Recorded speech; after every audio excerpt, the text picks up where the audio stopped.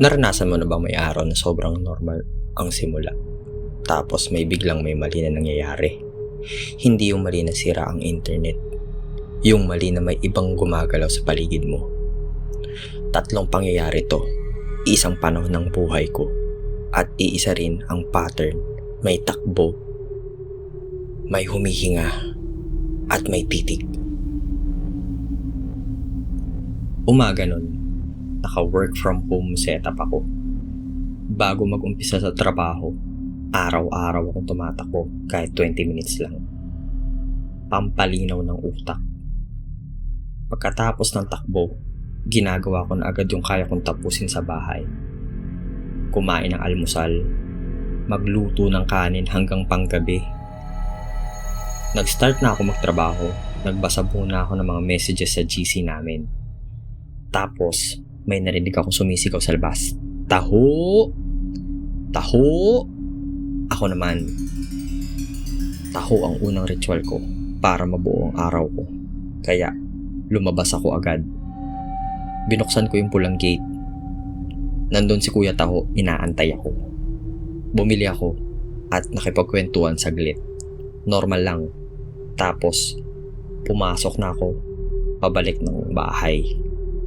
Ngunit, pagpasok ko sa pulang gate, may babaeng humarang sa daan ko. Nakaputi. Basa ang laylayan ng damit. Parang galing sa ulan. Pero tirik ang araw. Hindi siya nagsasalita. Tumayo lang siya sa harap ko. Sapat para mapatigil ako. Nanlamig yung palad ko sa baso ng taho. Parang biglang bumigat yung hangin sa gate. Bigla siyang tumakbo papasok ng bahay. Mabilis. Parang alam niya yung loob. Hinabol ko siya. Lumiko ako sa side ng nakapark na sasakyan para salubungin. Pero, pagliko ko, bigla siyang nawala. Walang yapak. Walang tunog. Parang hangin lang na dumaan. Bumalik ako sa sala. Tinanong ko yung mga tao na andoon. May nakita ba kayong babae, nakaputi na tumatakbo papunta dito? Sabi nila, wala. Ako pa lang ang tao dun na lumalabas sa bahay.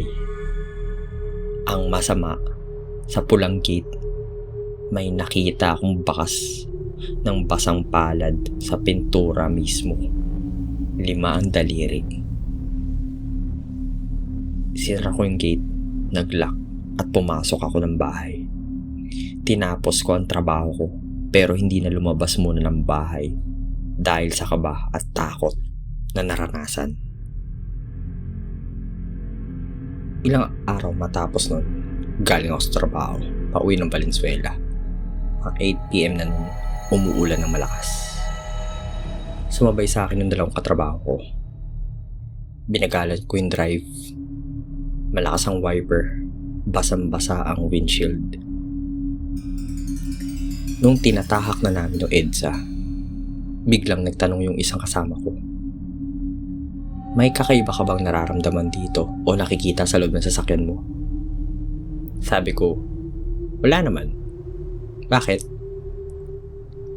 Sabi niya, may nakaupo kasi sa empty seat. Hindi mo ba nakikita sa salamin mo?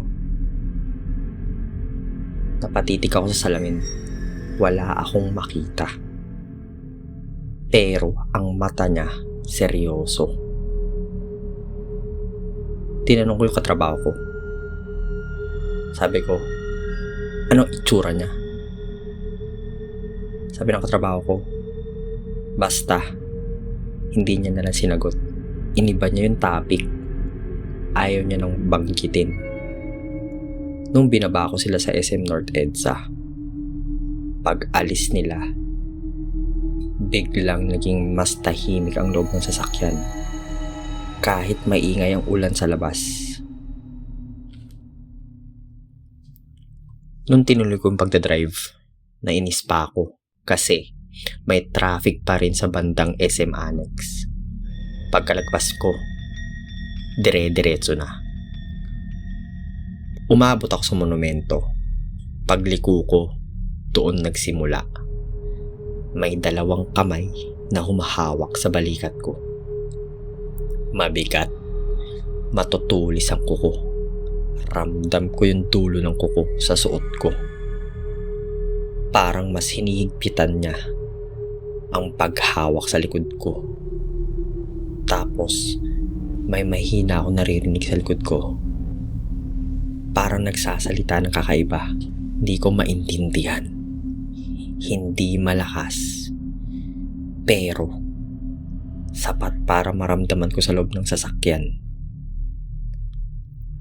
Nagulantang ako. Napatigil ako malapit sa gasolinahan. Pinatay ko yung makina.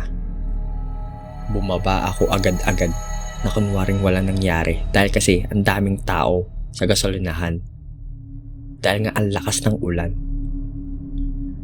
Tumingin ako sa paligid. May ilaw.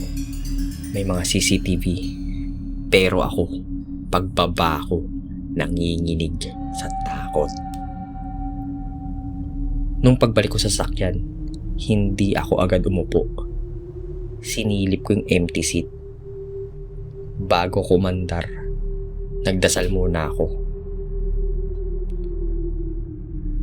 Pag-andar ko, hindi na ako lumingon sa rearview mirror kasi ayokong makita yung may nakaupo pa rin.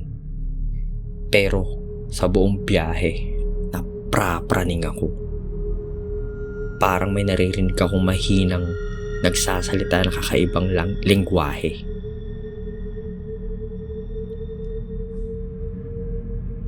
Sabado ng umaga naman, nagplano ako mag-aral. Kinuha ko yung laptop ko. Nag-brain dump muna ako. Nilinaw ko ang plano kung anong aaralin ko. Isang topic tapos saka ako lilipat. Umaga, tanghali, hanggang gabi. Nakikinig ako ng mga lessons. Tapos, nung kinagabihan, bumaba ako sa kwarto sa baba para mag-practice. Bukas yung bintana para pumasok yung simoy ng hangin. May lamp sa gilid na color yellow ang ilaw. Tahimik yung paligid. Nag-break ako ng 15 minutes. Gumawa ng black coffee, tapos balik ulit. Lumipas ang oras hanggang madaling araw. Habang lumalalim ang dilim, mas tumitindi yung katahimikan. Yung konting galaw mo, rinig mo lahat. Tapos, may kumuha ng atensyon ko. May naririnig akong tumatakbo papalapit sa kwarto. Mabilis. Parang dalawang paa. Pero hindi pantay yung tunog. Sa gilid ng bintana, may anino na dumaan. Hinayaan ko muna. Inisip ko, baka yung pinsan ko lang yun na nakatira sa likod ng bakuran. Pero, biglang tumigil yung tunog. Tapos, may kumakatok sa bintana. Hindi ko muna pinansin agad. Tinignan ko muna yung oras sa laptop. Madaling araw na pala. Tapos, unti-unti akong lumingon sa bintana. Mabagal. Parang ayokong makita. At doon ko sila nakita. Dalawa. Hugis tao. Pero parang anino. Nakatayo sila sa labas ng bintana. Magkatabi. Nakatitig sa loob. At nakangiti ng masama. Nahagip ang matalas na ipin. Hindi sila gumagalaw. Pero ramdam mo na alam nilang nakita mo sila. Iniwan ko yung laptop ko at yung ilaw na nakabukas. Tumayo ako agad at umakyat sa taas. Habang umakyat ako, may naririnig pa rin ako mabilis na yapak sa ibaba. Papunta sa hagdanan. Pagdating ko sa taas, sinara ko yung pinto. At doon, humiga na ako. Pero, bago tuluyan tumahimik. May isang mahinang katok sa ilalim at bumubulong na parang gustong sabihin na, alam namin kung nasan ka. Simula nun, may 3 bagay na hindi ko na binabaliwala. Tunog ng takbuhan, biglang lamig, at hininga sa likod ko. Kasi, minsan, hindi mo kailangan makita. Sapat na maramdaman mo na may kasama ka. Kung may ganito kang kwento, i-comment mo. Hindi ka nag-iisa. Magandang gabi.